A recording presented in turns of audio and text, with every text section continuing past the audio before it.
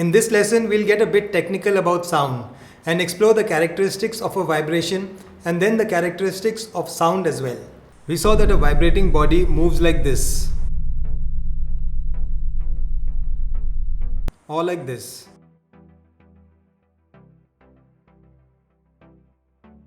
This is now a simple pendulum and we'll use it to understand vibrations through its oscillations. This back and forth or to and fro action is like one complete vibration or can be called one complete oscillation. Here's a metal ball which is called a bob in a pendulum. It is tied to a string and the string is tied to a rigid support. Let's say this is point A. When we pull it to a point and before we leave it, we call it point B.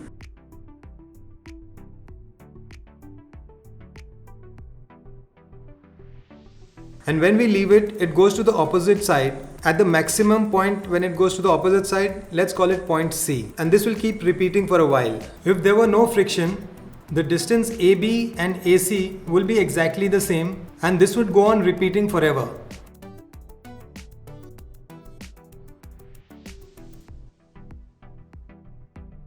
This vibration or oscillation has three characteristics based on two things that are happening here. The two things that are happening are, firstly, there is a specific distance between A and B or A and C. Secondly, there is some time that the bob takes from A to B and then goes through A again and then goes to C and then back to A to complete one full oscillation.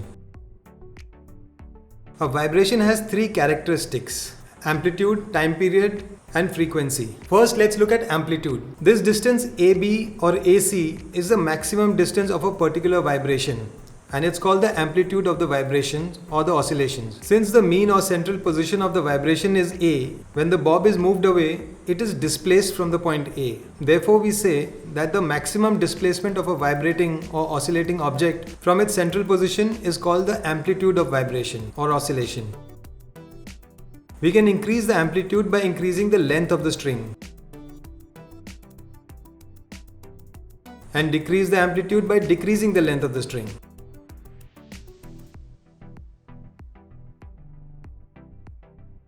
Time period. The time taken for the bob to complete one full vibration or oscillation is called the time period of the pendulum. Let's look at it here. Therefore, we can say that time period is the time taken by a vibrating or oscillating object to complete one full vibration or oscillation. The unit to measure a vibration is a second. In most cases, the vibrations are too fast and there can be many complete vibrations or oscillations in 1 second. So the way to measure time period is like this. You time the vibration for a few seconds. Say we do it for 3 seconds. Now count the number of vibrations in that time. We counted 42 complete vibrations in 3 seconds using this slow motion camera which slowed it down by 10 times. But to keep it simple now, we'll consider that there were only 15 vibrations. That will make it easier to calculate. Now the time required for one complete vibration or oscillation is 3 divided by 15. So the time period is 1/5 of a second. Interestingly, the time period of a given pendulum does not change even if we increase the amplitude.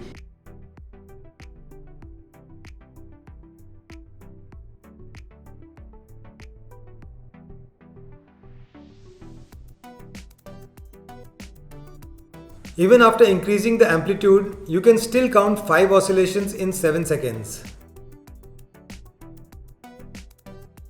It only changes if the length of the string changes.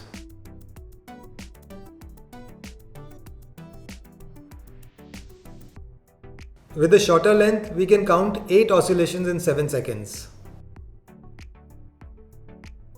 Frequency. The number of complete vibrations or oscillations in 1 second is called the frequency of the vibration or the oscillation. 1 Hertz is 1 vibration per second. Hertz is written as Hz, capital H, small z. Per second means every second. So if we once again consider that there are 15 vibrations or oscillations in 3 seconds, the frequency would be 15 divided by 3, that's 5 Hertz. In a simple pendulum, we can increase the frequency by shortening the length.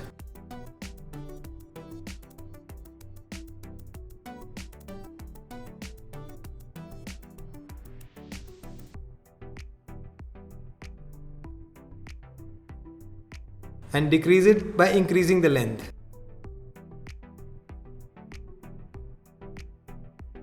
This low frequency of 5 Hz would also be producing sound, but we won't be able to hear it. Humans can hear frequencies starting from 20 Hz and above. Before we go on to the next topic in this lesson, let's take a look at the relationship between time period and frequency. These two are inverse of each other because they are asking for two opposite things. The time period asks, how much time does it take for one vibration? So then you have to divide the time taken by the number of vibrations. Frequency on the other hand asks, how many vibrations in 1 second? So you have to divide the number of vibrations by the time taken. So time period is equal to 1 divided by frequency. And on the other hand, frequency is equal to 1 divided by time period. So if frequency is 10, then the time period of the vibration is 1 divided by 10, that is 0.1 second. And if the time period is 0.1, then the frequency of the vibration would be 1 divided by 0.1. That's 10 Hertz.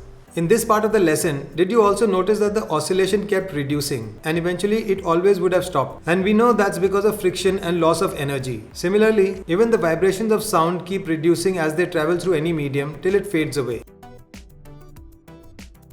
Now let's look at the characteristics of sound, and by that I mean things like the loudness of sound, the pitch and the quality of sound. These are the characteristics by which we can recognize sounds and distinguish between two different sounds. Loudness of sound depends on the amplitude of the vibrations of the vibrating object. More the amplitude, louder it becomes. More amplitude also means that more energy has been used to displace the vibrating object. Like in this guitar string, first I'll pull it gently. See here, the amplitude or the displacement is really small. Now let me pull it harder to increase the amplitude. Now hear the sound. Actually, it is not just equal to amplitude. The loudness of sound is directly proportional to the square of the amplitude of the vibrations of the vibrating object. To remember this, the connection you can make is that one complete vibration has two parts of the amplitude. One that goes from A to B and the other one that goes from A to C. So now if I double the amplitude, the loudness actually becomes 4 times. And in reverse, if I decrease the amplitude by half, the loudness goes down to 1/4. The unit for measuring loudness of sound is decibel. Decibel is written as small d, capital B, dB. 0 decibel is a sound that humans can just about hear, and we can't hear things below 0 decibel. Here are the decibel ratings of some common sounds. Interesting ones are, the rustling of leaves is around 10 decibels. A whisper is around 25 decibels. A quiet office works at around 40 decibels. Beyond 40 decibel, it's not quiet anymore. Like a normal conversation is 60 decibels. A vacuum cleaner operates at 70 decibels. A noisy restaurant is 80 decibels. And after 80 decibels, it's called loud. Like motorcycles and sports cars are more than 100 decibels. Music shows are at around 110 decibels. Beyond 110 decibels, it becomes very loud. Things like gunshots are at 140 decibels. A jet fighter flying past can be at 150 decibels.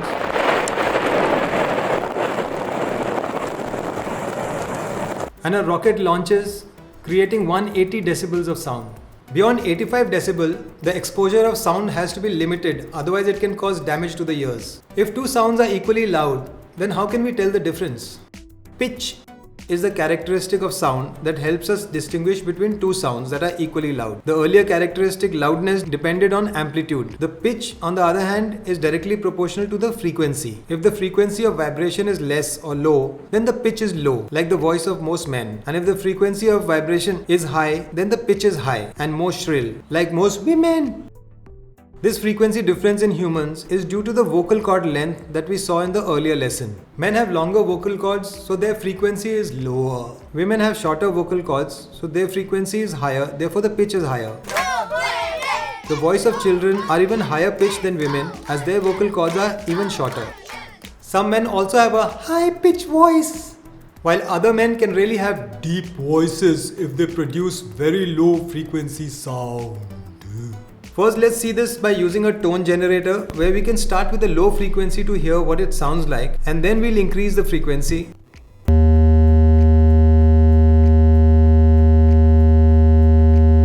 then further increase it, and then further increase it, and see how shrill it becomes. So the loudness remains the same, but the frequency is changing here.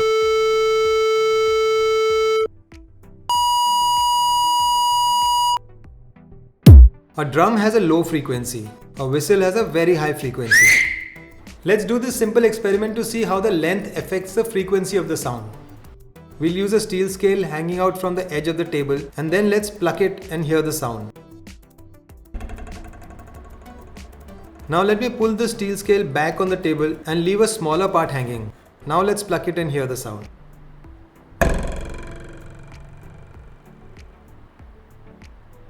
You heard the first one has lesser frequency and low sound, and the second one was opposite because of higher frequency. This frequency change is also used by most musicians, including guitarists, to change the notes coming out of the guitar. Now to introduce the next characteristic of sound, the question is, what if the loudness and the pitch both are the same? Will you still be able to distinguish between two similar sounds made by two different humans or different instruments, etc.? The answer is yes. The characteristic of sound that can help you distinguish between the two sounds of the same loudness and pitch is called the quality of sound. It's also called the timbre. Every musical instrument or humans or different vibrating objects produce sound waves of different shapes because the vibrating object itself is different. When some sounds are created in a different way to make it look like something else, we are merely modulating the way sound is produced so that the quality of sound becomes similar. Here is one example. Hear this thunder.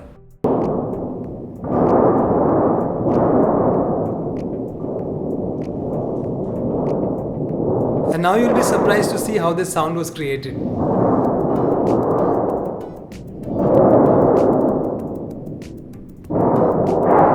Okay, here's another one that a friend recently showed me. Hear the gentle sound of the sea.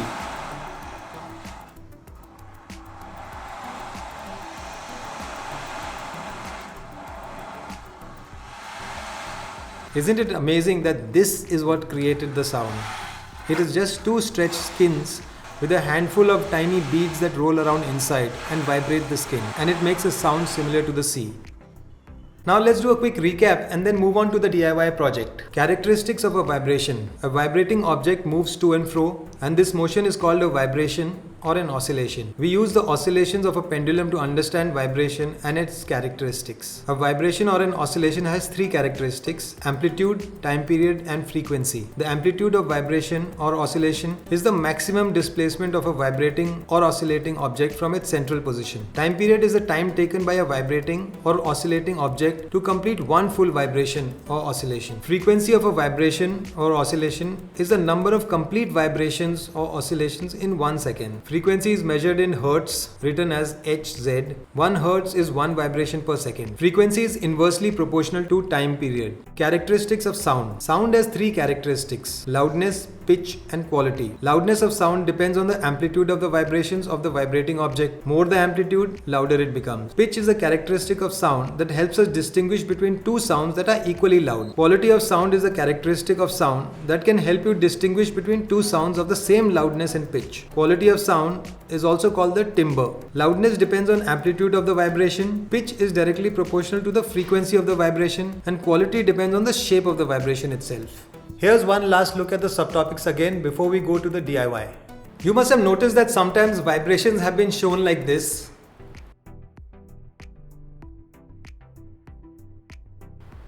and other times they are shown like this. So it must be confusing.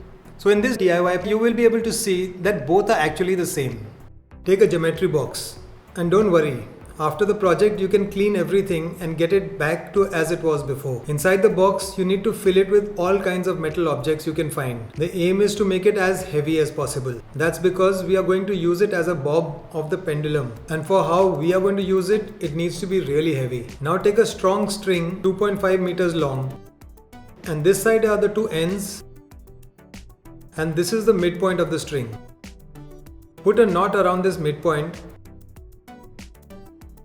and put this string in the box and shut it like I have shown it. The knot needs to be outside. This way the knot will help to hold the box without it slipping. The two strings on the other side need to be separated as much as possible.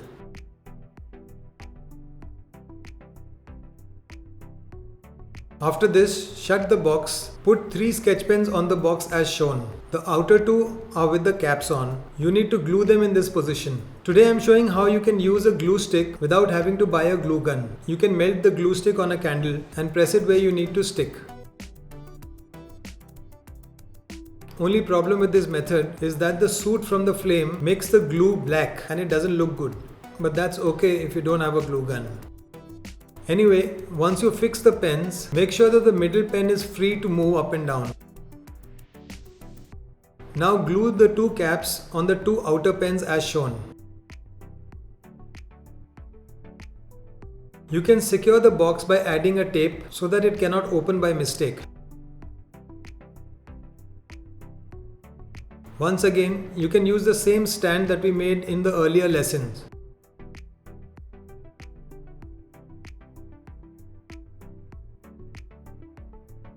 You can even use it at the same height, but I decided to make it a bit taller because more length will mean it will move better for the purpose we need it for. Now it is 1 meter tall from the table. Now you need to tie the strings as shown to the pipe on top. It needs to be wide apart. I also chose a wide bob like this box instead of a ball so that the strings are away from each other, and when we hang it, the bob will move only in one line. Otherwise a single string pendulum can start to rotate in circles.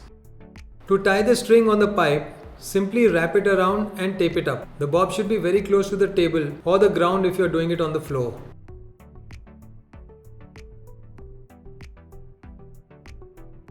Now use 2 extra sketch pens to raise the back of the stand a little bit. It is required because we need to slide a sheet of paper, or preferably a laminated A3 size paper. Place the paper like I have done and slip a sketch pen into the slot so that the nib falls down on the paper. Now let's see how our vibration was working when it went to and fro. And now the best part is, if you move the paper along a straight line, then this to and fro motion becomes a sine curve, showing the amplitude and the time period, etc. To make it easier to move the paper in a straight line, we can make a guide using steel scales or wooden rulers or long sticks. Fix the scale on the table using a double-sided tape.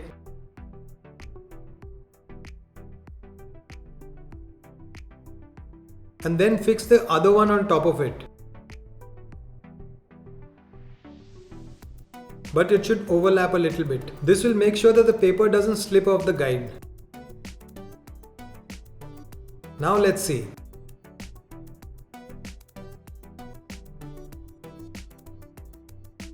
It works perfectly. The best part is, if you make the bob steady, then it can be used to draw a straight line in the middle as well. Here, take a look at it from another angle.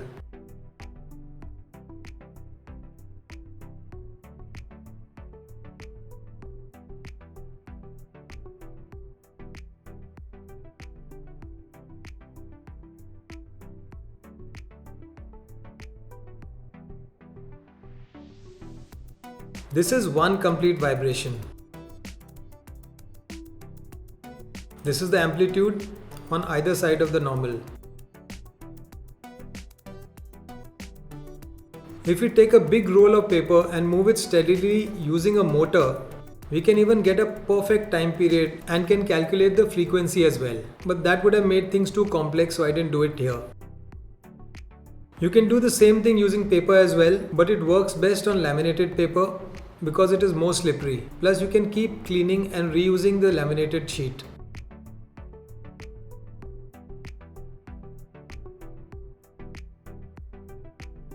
Things required for the DIY project: a standard geometry box, metal nuts and bolts, a strong string 2.5 meters long, 5 sketch pens out of which 1 is required in working condition, a candle, glue stick, sketch pen caps, PVC stand from a previous lesson, PVC pipe 1 meter long, hammer or mallet, but it's not totally essential, laminated A3 sheet, 2 long scales or wooden strips, thin double-sided tape, regular sticky tape. That's all in this lesson. We'll hear and see some more things in the next lesson about noise, noise pollution, but most importantly, music. So see you there.